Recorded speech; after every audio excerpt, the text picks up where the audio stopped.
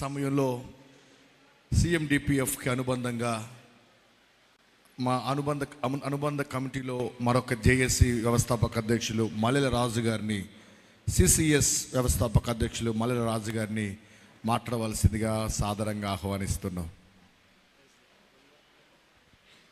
Praise Lord, praise lord.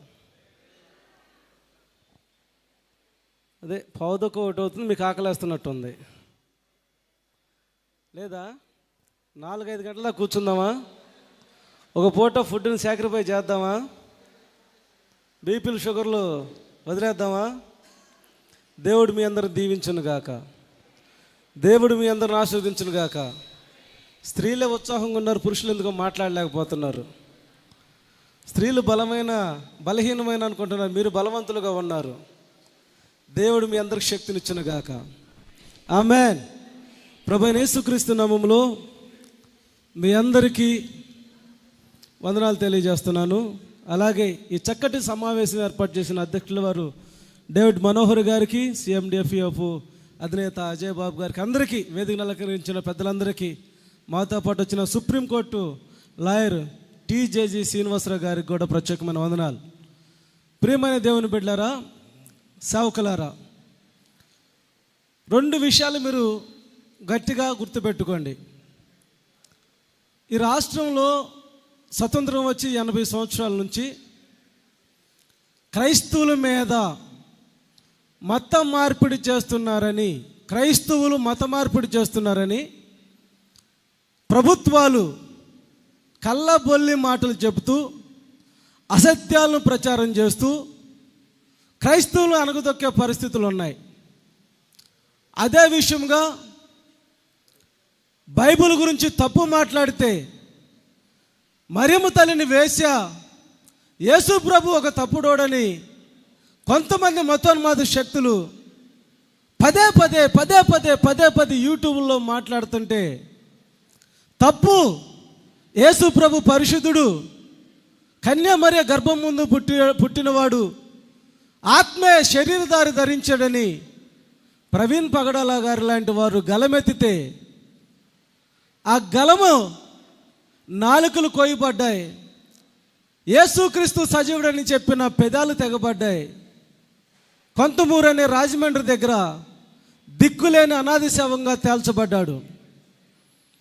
క్రీస్తును ప్రకటించినందుకు, యేసే సజీవుడని చెప్పినందుకు ఆయన మీద పడ్డ నింద ఏంటంటే, సాక్షాత్ ఈ రాష్ట్ర ముఖ్యమంత్రి చెప్పిన మాట ఏంటంటే, హైదరాబాద్ నుంచి తాగుతూ వచ్చి చచ్చిపోయాడని.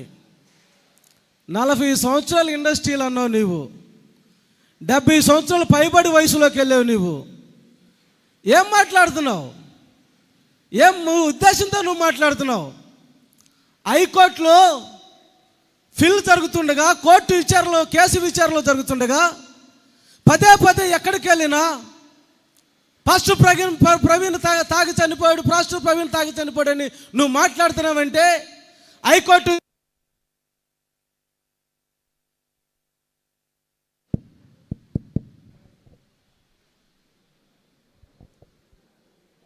ప్రైజ్ లార్డ్, హల్లెలూయా.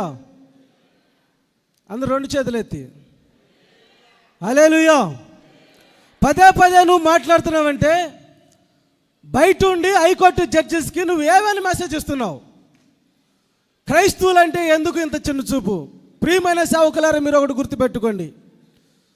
ప్రతి క్రిస్మస్ పండుగకి ఎమ్మెల్యేలో, ఎంపీల్లో, అక్కడున్న టీడీపీ కావచ్చు, వైసీపీ లీడర్లు తీసుకొచ్చి, ఏ పార్టీ గెలిస్తే ఆ పార్టీ లీడర్లను తీసుకొచ్చి మనం పులిపీఠం మీద ఎక్కించి వాళ్ళకి శాలువాలు కప్పి దండలేసి, నువ్వు మంత్రి అవ్వాలి, నువ్వు సీఎం అవ్వాలి, నువ్వు పిఎం అవ్వాలి, నీకు ఆ ఉన్నతమైన పదవులు రావాలని ప్రార్థన చేస్తున్నాం.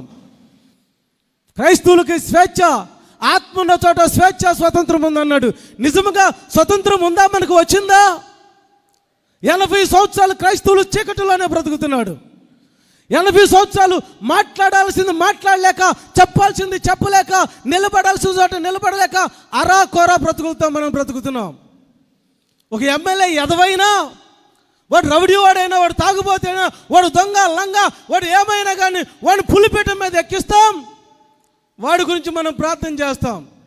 వాడు కూడా ఓటు వచ్చినప్పుడు వినయంతో మీకు దండం పెట్టి మీ ప్రార్థన వల్లే నేను గెలుస్తానని ఎంత విశ్వాసంతో మనల్ని నమ్మిస్తాడో. పాము కన్నా వివేకం వాడు ప్రదర్శిస్తాడు. అక్కడ పాము కంటే వివేకం ప్రదర్శిస్తాడు. మీరు మాత్రం అగ్రకులాల్లో ఉన్న అన్యులని ఎమ్మెల్యేల కోసం, ఎంపీల కోసం, ఈ దేశంలో దోపిడీ దొంగలు రాష్ట్రాలు పరిపాలించాలని ప్రార్థన చేయండి. క్రైస్తవుల కోసం నిలబడుతున్న అజయ్ బాబు గారు లాంటి వాళ్ళ కోసం, లేకపోతే ఇతర క్రైస్తవ నాయకుల కోసం ఎమ్మెల్యేలు అవ్వాలి, ఎంపీలు అవుతున్నారని మాత్రం కోరుకోకుండా ఉండండి. ఇది క్రైస్తవులు ఉన్న దౌర్భాగ్య స్థితి. మీటింగ్ పెట్టాలంటే ట్రావెలింగ్ ఉందా? మీటింగ్ పెడితే ఏమిస్తావు? మీటింగ్ పెడితే ఎంత ఇస్తావు? ఎక్కడికి వెళ్ళినా అడుక్కోవటం అలవాటు అయిపోయింది మనకి. దేవుని బిడ్డలు ఒక పూట కుటుంబ ప్రార్థన పెడితే కడుపు నిండా కోడి మాంసం పెడతారు మనకి. దేవుడు మనకు నేర్పించింది ఉంటే ఉపవాసం, లేకపోతే కోడి మాంసం. ఏ ఇంటికి వెళ్తే 500 ఇవ్వరండి కానుక. వాడిచ్చే 5 సంవత్సరాలకు ఒకసారి 2-3 వేల రూపాయలకి ఆశపడుతున్నాం. ఆ 2-3 వేల రూపాయలు ఎన్ని రోజులు మనం తింటాం? ఈ 80 సంవత్సరాలు ఆ 2-3 వేల రూపాయలైనా మనం బ్రతికించింది. ఆ 2-3 వేల రూపాయలైనా మనల్ని, మన కుటుంబాలను పోషించి మన సంఘాలు కట్టుకునేలాగా చేసింది. 2029లో ఒక మహాశక్తి క్రైస్తవులు, ఎస్సీలు, ఎస్టీలు, బీసీలు, ముస్లింలు ఒక యజ్ఞంతో రాబోతుంది. ఒక రాజకీయ పార్టీ. కొంతమంది అంటారు క్రైస్తవులు రాజకీయం చేయొచ్చా? క్రైస్తవులకు అసలు బైబిల్లో రాజకీయ నాయకులు అవ్వచ్చా? ప్రపంచంలో అత్యధికంగా ఉన్న దేశాలు క్రైస్తవ దేశాలే ఉన్నాయి. క్రైస్తవ దేశాలే, క్రైస్తవ లీడర్లే ఈ దేశాల్లో పరిపాలిస్తున్నారు. అత్యధికమైన దేశాలు ప్రపంచంలో ఏదైనా ఉందంటే క్రైస్తవులే. ఈరోజు అగ్రదేశం అనుకుంటున్న అమెరికా, డొనాల్డ్ ట్రంప్ ఎవరండి? ఏం చెప్పాడు? బైబిల్ పట్టుకొని యేసుక్రీస్తు వల్ల మరోసారి నేను ఈ ప్రపంచ దేశాలకు రాజుగా ఉన్నాను అన్నాడు. ఆఫ్టర్ ఆల్ మనం ఆంధ్రప్రదేశ్లో ఒక ఎమ్మెల్యే కాలేకపోతున్నాం. సిగ్గుందా లేదా? మనకి సిగ్గుందా? ఒకసారి ఆలోచన చేయండి.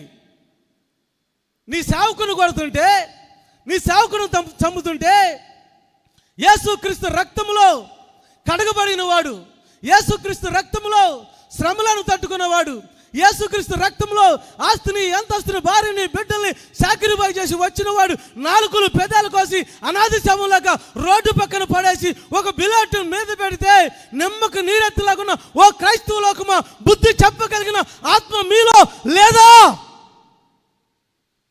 దేనిని ఆరాధిస్తున్నారు మీరు? నీ దేవుడు పిరికివాడు కాదే? నీ దేవుడు పిరికి ఆత్మను మీకు నోర్పలేదే? క్రైస్తవులు ఎమ్మెల్యే అయితే భూమి అని తిరగబడిద్దా? క్రైస్తవులు ఎంపీలు అయితే భూమి అయినా పైకి వచ్చిద్దా? క్రైస్తవులు ఎంపీలు అయితే ఆకాశంలో ఏమైనా మార్పులు జరుగుతాయా? క్రైస్తవులు ఎంపీలు, సీఎంలు అయితే ఏమైనా ఈ పంచభూతాలు లేకపోతే ఆగిపోతాయా? ఏది ఆగదు. క్రైస్తవుల అసెంబ్లీలో మాట్లాడినంత కాలం, సేవకుల అసెంబ్లీలోకి వెళ్ళినంత కాలం, సేవకులు పార్లమెంట్లో గలమెత్తలేనంత కాలం రాష్ట్రాల మీద మత మార్పిడని కేసులు పెట్టి కొట్టి చంపుతూనే ఉంటారు. మీకు తెలుసా 3500 మంది పాస్టర్లని ఉత్తర భారతదేశంలో ఒక కంటైనర్లో ఎక్కించి షిప్లో తీసుకెళ్లి నడు సముద్రంలో వదిలింది ఈ బీజేపీ ప్రభుత్వం. వాళ్ళ భార్య బిడ్డలు అనాథ జీవులై తిరుగుతున్నారు ఆ ఊర్లో. గుప్పుడు మెతుకులు పేగులకి అంటలేక పిల్లలు మట్టి తిని బతుకుతున్నారు. మనం హ్యాపీగా ఉన్నాం, ఇక్కడ సంతోషంగా ఉన్నాం. వస్తే ఎంత ఇస్తారు, వెళ్తే ఎంత ఇస్తారని అడిగే పరిస్థితిలో మనం ఉన్నాం. ఎందుకు ఇవ్వాలండి? నీ మీద దాడి జరిగితే నా మీద జరిగినట్టు కాదా?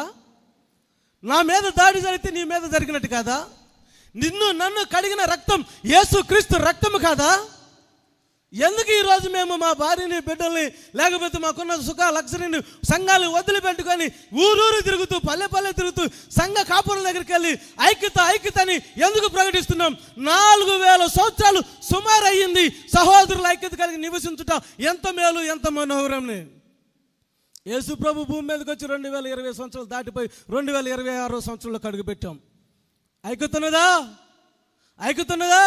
ఈరోజు కార్పొరేట్ సంస్థలు ఉన్నారు. ఓసానా మినిస్టర్స్ కావచ్చు, ఇతర ఏ సంస్థలైనా కావచ్చు. సామాన్యమైన పాస్టర్లు అయితే కలిసే పరిస్థితి ఉన్నదా? సామాన్యమైన పాస్టర్ వెళ్తే, చిన్న పాస్టర్ వెళ్తే, మీకు వెళ్తే వితౌట్ అపాయింట్మెంట్తో రానిచ్చే పరిస్థితులు ఉన్నాయా మిమ్మల్ని? గుడారాలు పండుగ కానీ మీరు గుంపులుగా వెళ్తున్నారు అక్కడికి.